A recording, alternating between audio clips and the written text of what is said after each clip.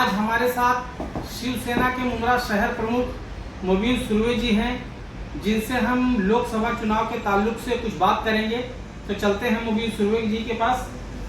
सुर्वे जी, ये बताइए कि जैसा कि कल्याण लोकसभा चुनाव चल रहा है और चुनावी सरगर्मी दिन ब दिन तेज होती जा रही है, ऐसे में एक दूसरे के खिलाफ जो है पार्टी के नेताओं द्वारा जो आरोप प्रत्यारोप का मामला चल रहा है, इस विषय में और खासकर महायुति के उम्मीदवार और महाविकास आघाड़ी के उम्मीदवार के विषय में जो है मैं आपसे बात करना चाहता हूं।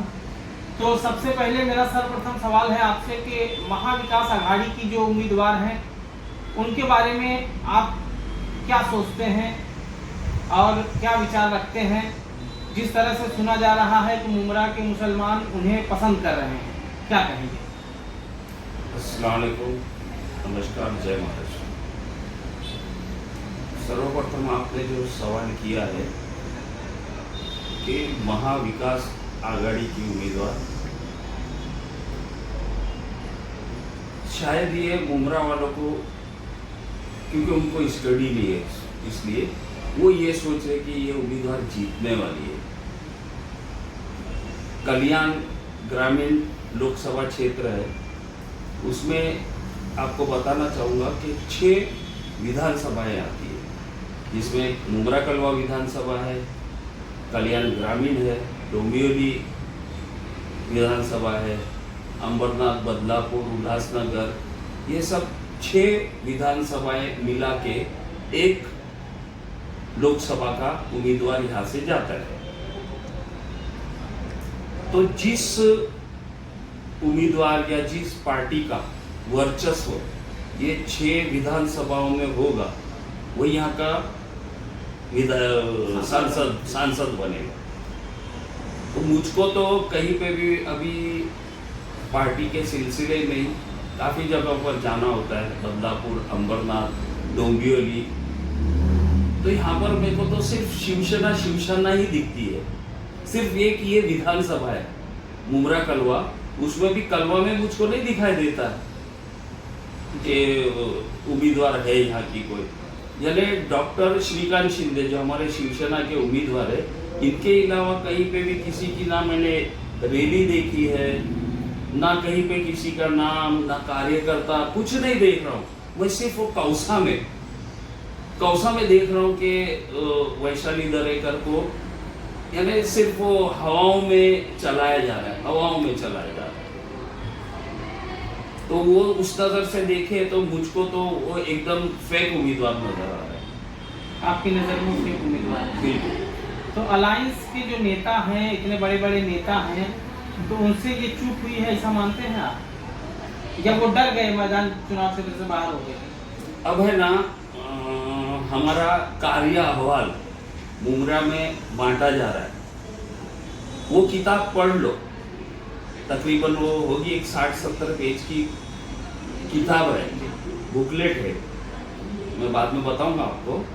तो उसमें 10 सालों में हमारे जो खासदार साहब ने काम किया हुआ है ना, वो काम का अहवाल उसमें है।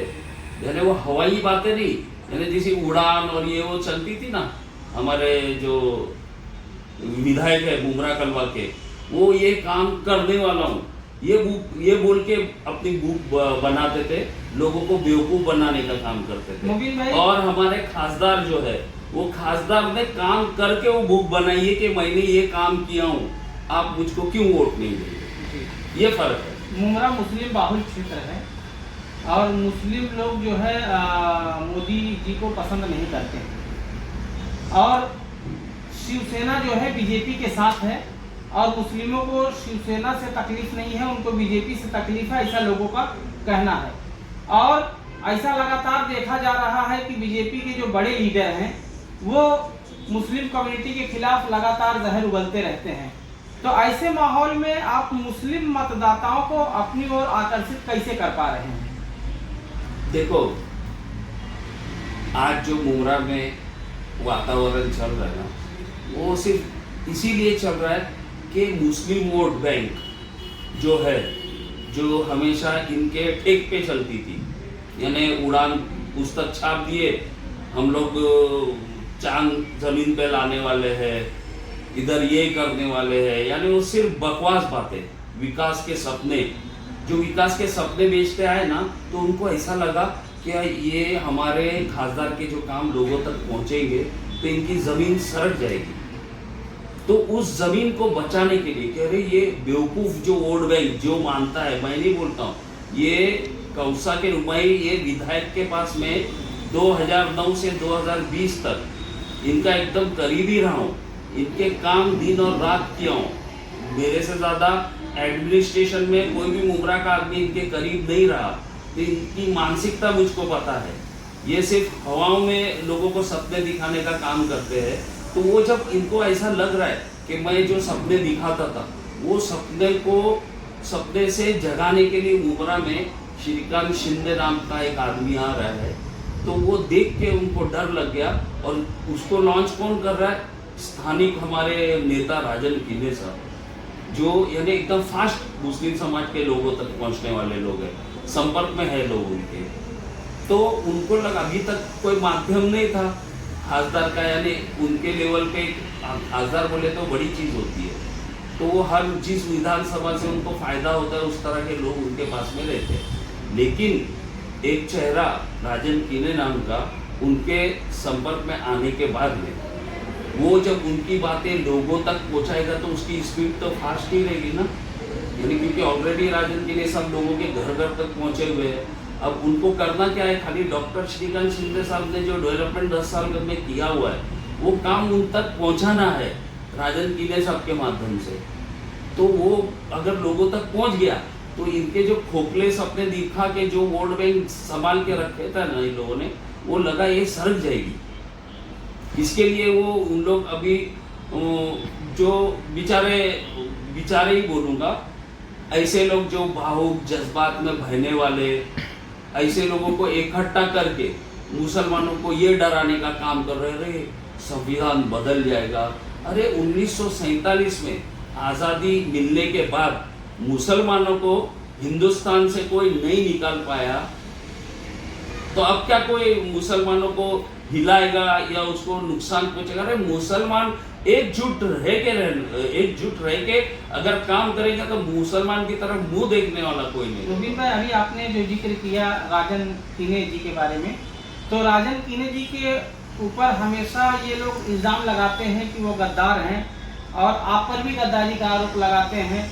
यहाँ के स्थानीय एमएलए भी गद्दारी का आरोप लगाते हैं, और उनको जो कारिंदे हैं जो उनके साथ चलते फिरते हैं वो लोग भी जो है राजन कीने के ऊपर जो है गद्दारी का इल्ज़ाम लगाते हैं, आप पर भी लगाते हैं।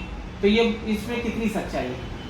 जहाँ तक के देखो गद्दारी का सवाल है ना, तो मैं मुमरा के सामने ये बात लाने के लिए बहुत यानी मैं मौका ही ढूंढ रहा था कि इस तरह का मुझको मौका मिले ताकि मुमरा के लोगों तक बात पहुँचे।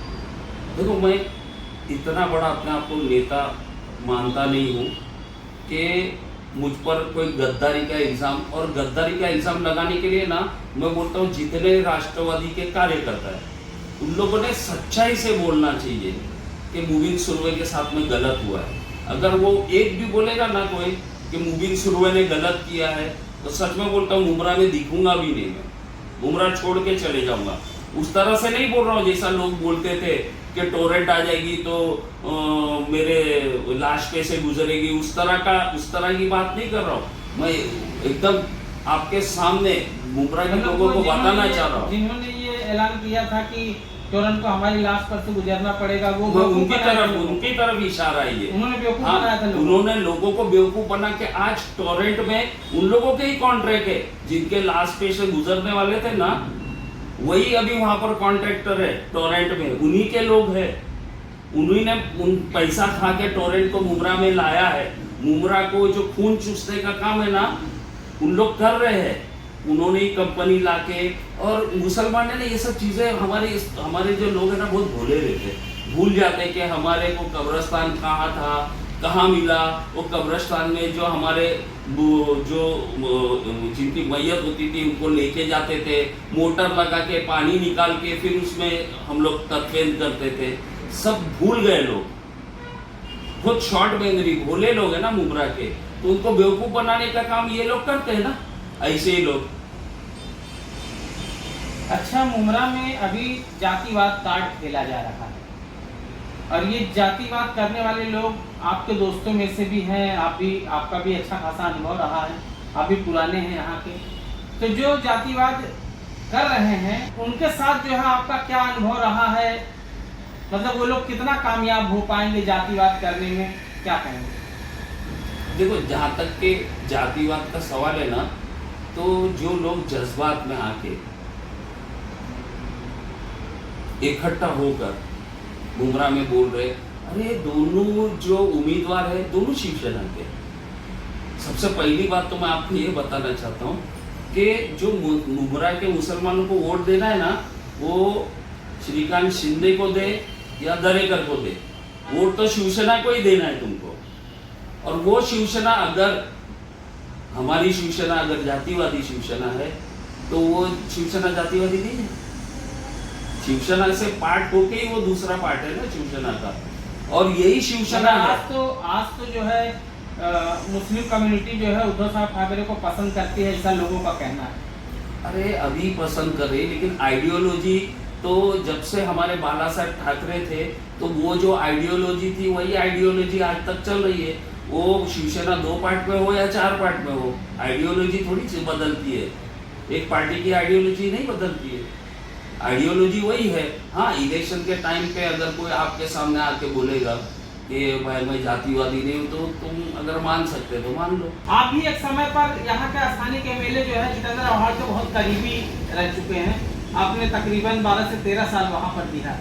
तो ऐसा क्या हो गया कि आप वहाँ से जो है चले आए और जो है दूसरी पार्टियों में आकर उनके खिलाफ बोलने लगे? इस सवाल का जवाब तो मैं बोलूँगा कि कई बार राष्ट्रवादी पार्टी के नेता हमारे भाई साहब सैयद अली साहब भी बोल चुके हैं कि यहाँ पर अभी फिलहाल बोलबाला सिर्फ चापलूसों का है।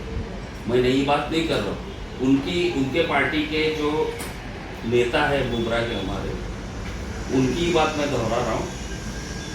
तो ऐसा रहता है ना कि जब कोई आदमी काम करने वाला और कोई आदमी सिर्फ घर पे जाके सुबह में उठाने जाना, रात में सुला के घर से निकलना, हाँ, और फिर उन लोगों को कॉन्ट्रैक्ट मिलना, उन लोग को वाहवाही मिलना, उनको बाजू में लेके बैठना, उनकी बातें सुनना, तो ये सब चीज़ें काम करने वाले लोगों को जमती हैं। और हम काम करने वाले लोग हैं, तो वो चीज़ें नहीं जमी तो उसमें कोई बोल नहीं सकता माइकल लाल के गद्दारी करके मैं निकला हूँ। एक आदमी पार्टी में आज भी नहीं बोलेगा कि मुबीन सुरवे ने गद्दारी किया। मुबीन सुरवे ने जितना सब्र किया है ना, उतना कोई आदमी सब्र नहीं करेगा इतनी मेहनत करने के बाद में। और 2020 में उनको छोड़ा हूँ मैंने, और उसके बाद में 3 साल तक कुछ भी नहीं रहा, मैं मेरे कारोबार में मसरूफ रहा। उसके बाद में मुझको ऐसा लगा कि कहीं ना कहीं जाके मुमरा से मेरी जो दिली मोहब्बत है कि मुमरा के लिए कुछ करना, मुमरा के लोगों के काम आना, तो एक ऐसी मुझको संधि मिली, मुझको शिवसेना की तरफ से शहर प्रमुख का एक ऑप्शन नज़र आया। तो और उसके पीछे मैंने कुछ बातें रखी। राजन किने साहब हमारे जो स्थानिक नेता हैं यहाँ के, तो उन्होंने मुझसे कहा, तो बोला ठीक है, अगर आपने तो 30-35 साल लोगों की सेवाएं की है और उस सेवा में अगर मेरा भी हाथ भर लगता है किसी भी तरह से, तो मैं आपके साथ में जुड़ने के लिए तैयार हूँ। और उसके पीछे मकसद था, हमने शाखा चालू की। अभी इंशाअल्लाह ताला इलेक्शन होने के बाद में मुमरा में शाखा से इस तरह से महाराष्ट्र शासन की जो योजनाएं जो पिछले 15 साल में जो विधायक ने मुमरा में पहुंचाना चाहिए, वो योजनाएं नहीं पहुंची, वो योजनाएं पहुंचाने का काम हमारे शिवसेना शाखा से किया जाएगा। और उसके अलावा ये बोलते ना नौकरी धंधा, अरे मैं बोलता हूँ पिछले 15 साल में, जब विधायक को 15 साल हो गया मुमरा में चुन के आके, तो कितने लोगों को इन्होंने महानगर पालिका में नौकरी पे लगाया है, ये मुझको बताओ।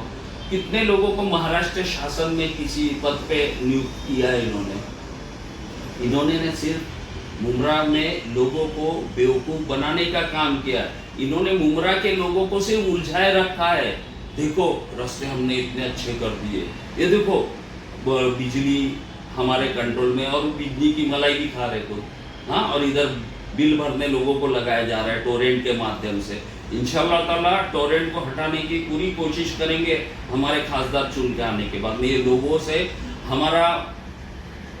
हमारी गुजारिश है कि टोरेंट है ना, आप लोगों के खून चूस रहा है और ये खून चूसने वाली दीमक को मुमरा से हटाने का काम भी हम लोग करके दिखाएंगे इंशाअल्लाह ताला। हमसे बात करने के लिए बहुत बहुत शुक्रिया मोबिन जी। दोस्तों, तो ये थे मोबिन जी सुरवे जिन्होंने हमारे सभी सवालों का जवाब बड़ी बेबाकी से दिया। तो इसी तरह से समाज की अच्छी बुरी खबरों की सच्चाई हम आप तक पहुंचाते रहेंगे। देखते रहिए निर्भय नगरी।